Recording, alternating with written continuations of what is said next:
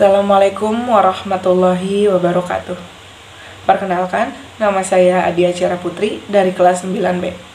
Di sini saya akan mempresentasikan mengenai bab 1 tentang sistem reproduksi pada manusia. Tahukah kalian bahwa makhluk hidup memiliki salah satu ciri, yaitu kemampuan untuk memperbanyak keturunan dengan cara berkembang biak?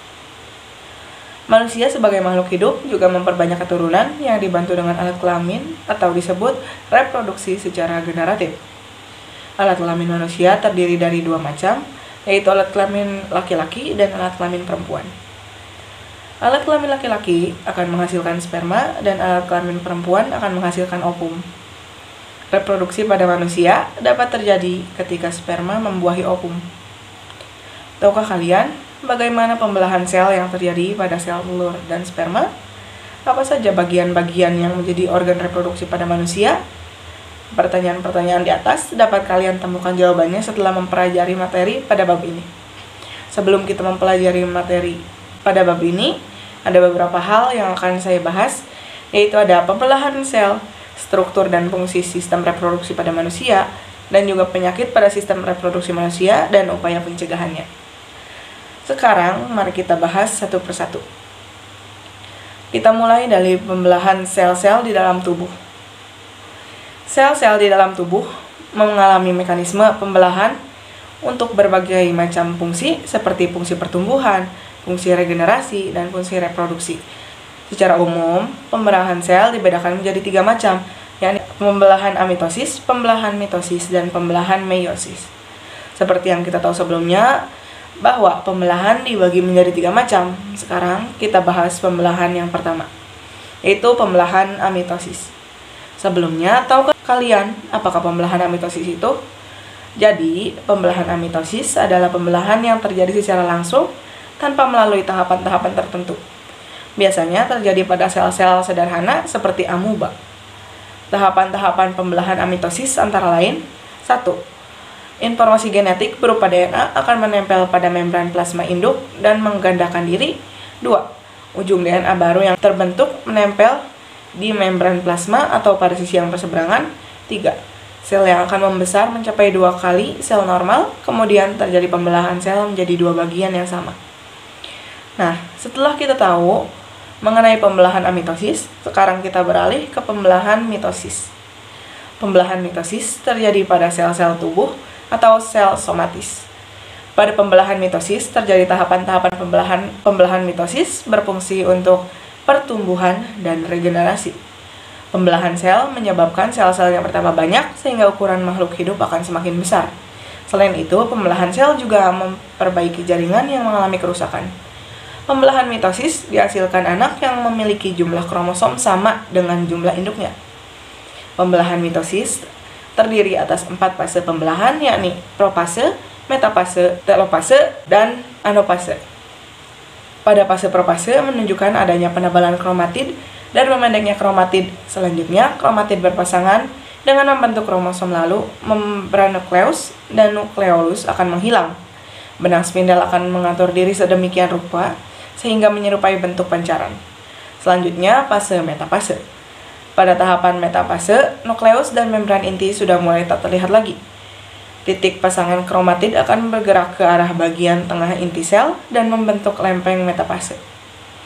Pada tahapan ini, kromosom terlihat paling jelas sehingga dapat diamati melalui percobaan mikroskop. Kita lanjut pada fase anafase. Tahapan anafase ditandai dengan pemisahan kromatid dari bagian sentromer yang kemudian membentuk kromosom baru. Selanjutnya, masing-masing kromosom akan ditarik oleh benang-benang spindel menuju kutub yang berlawanan. Dan titik pada akhir anafase kromosom hampir sampai ke tubuhnya masing-masing. Nah, yang terakhir ada fase telopase. Fase telopase adalah tahapan akhir dari proses pembelahan mitosis. Pada tahapan inilah akan terbentuk 2 macam sel. Pada tahapan ini, kromatid telah sampai di kutub-kutub yang berlawanan. Kromatid menipis dan memanjang menjadi kromatin. Kumpulan kromatin akan membentuk anak inti atau nukleolus. Membran inti sel mulai terbentuk di sekitar 2 kelompok kromosom yang terpisah. Pembelahan yang terakhir adalah pembelahan meiosis. Tahukah Anda apa pembelahan meiosis? Pembelahan meiosis adalah pembelahan yang terjadi pada sel-sel gamet atau kelamin berfungsi untuk menghasilkan sel-sel kelamin. Pembelahan meiosis disebut juga sebagai pembelahan reduksi, karena menghasilkan keturunan dengan jumlah kromosom setengah dari kromosom induk. Pembelahan meiosis dibagi menjadi meiosis 1 dan meiosis 2. Pada pembelahan meiosis 1 menghasilkan 2 sel anakan yang sifatnya masih diploid. Tahapan-tahapan meiosis 1 antara lain ada profase 1, metafase 1, anafase 1, telofase 1.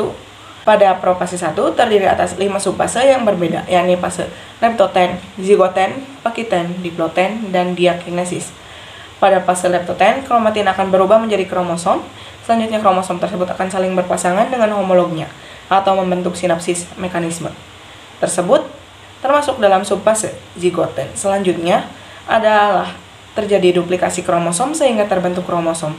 Terjadi pindah silang antara asma atau fase diploten. Yang terakhir adalah kinesis. Nah, pada fase metafase 1 adalah di mana kromosom homolog mulai tersusun rapi di bagian ekuator. Titik benang spindel dari salah satu kutub melekat pada salah satu kromosom homolog, dan benang spindel pada kutub yang berlawanan melekat pada pasangan kromosom homolognya. Selanjutnya, tahapannya adalah anafase 1.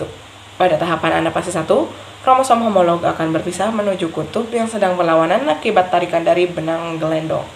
Selain itu, terjadi pula reduksi kromosom. Yang terakhir adalah fase telofase 1.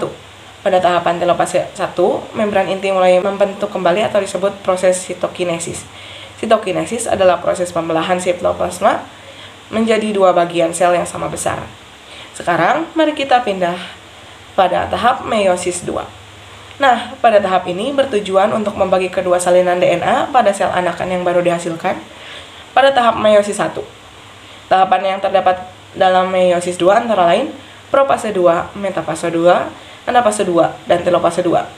Terdapat 2 sel anakan hasil dari pembelahan meiosis 1. Pada fase ini, kromatid saudara masih melekat pada sentromer kromosom. Benang spindel mulai terbentuk dan kromosom mulai bergerak ke arah bidang metafase. Pada fase metafase 2, kromosom yang terdiri dari 2 kromatin merentang pada bidang ekuator. Benang-benang spindel melekat pada masing-masing kromatin. Pada tahapan anafase 2, kromatid mulai bergerak menuju kutub ekuator yang selanjutnya terpisah membentuk kromosom individual. Nah, yang terakhir adalah fase 2 sel anakan masing-masing mulai membelah diri menjadi 2 tetapi belum terpisah sempurna. Sekarang kita beralih yuk ke struktur dan fungsi sistem reproduksi pada manusia.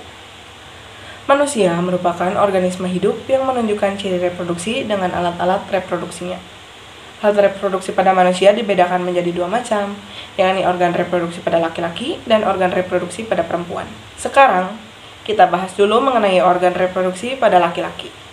Nah, organ reproduksi pada laki-laki dibedakan menjadi 2 macam, yakni organ reproduksi luar dan organ reproduksi dalam.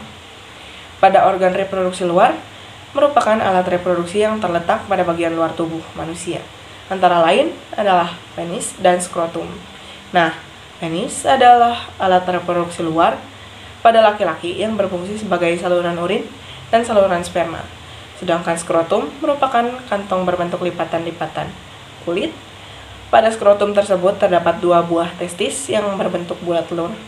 Skrotum juga berfungsi untuk menjaga suhu testis agar optimal untuk pembuatan sperma melalui proses spermatogenesis. Sedangkan organ reproduksi pada laki-laki terdiri atas testis, saluran sperma, dan kelenjar reproduksi. Sebelumnya, apakah kalian tahu apa testis itu? Testis merupakan organ yang terdapat di dalam skrotum. Testis terdiri dari 2 buah organ yang berbentuk bulat telur.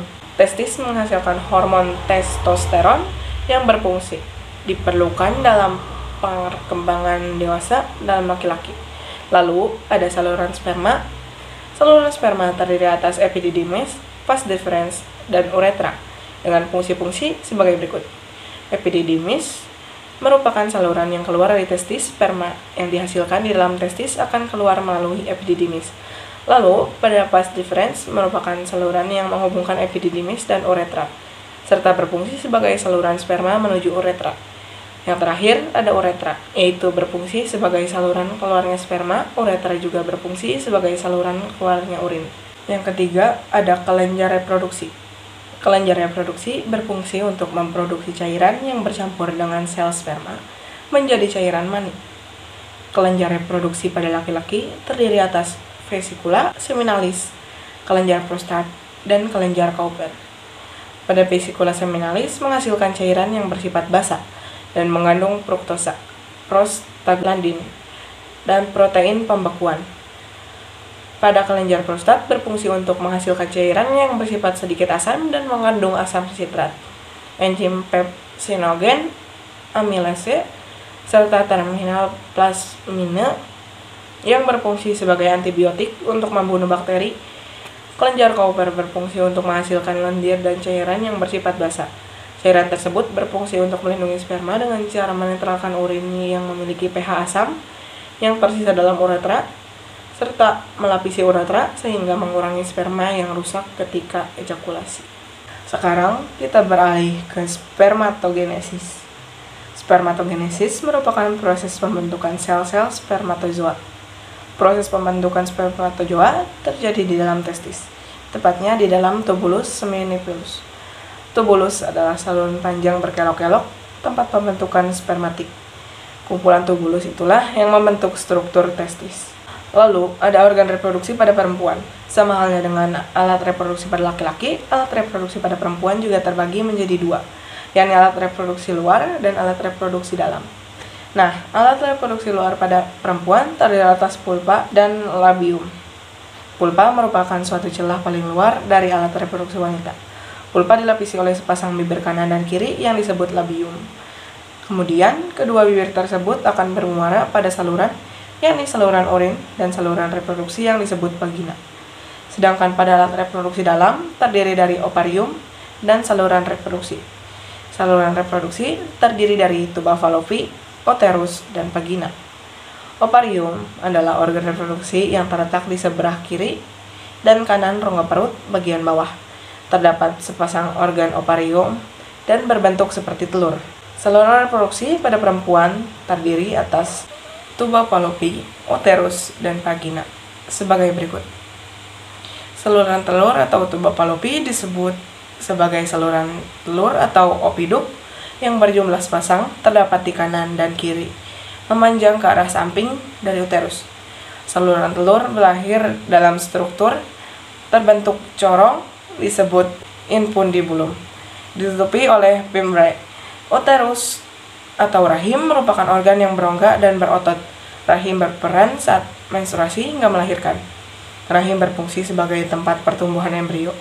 Dinding rahim memiliki banyak pembuluh darah, sehingga dindingnya menebal ketika terjadi pertumbuhan janin. Uterus dilindungi oleh 3 macam lapisan dinding, yaitu lapisan premetrium, lapisan myometrium, dan lapisan endometrium. Vagina merupakan saluran yang menghubungkan lingkungan luar dengan rahim.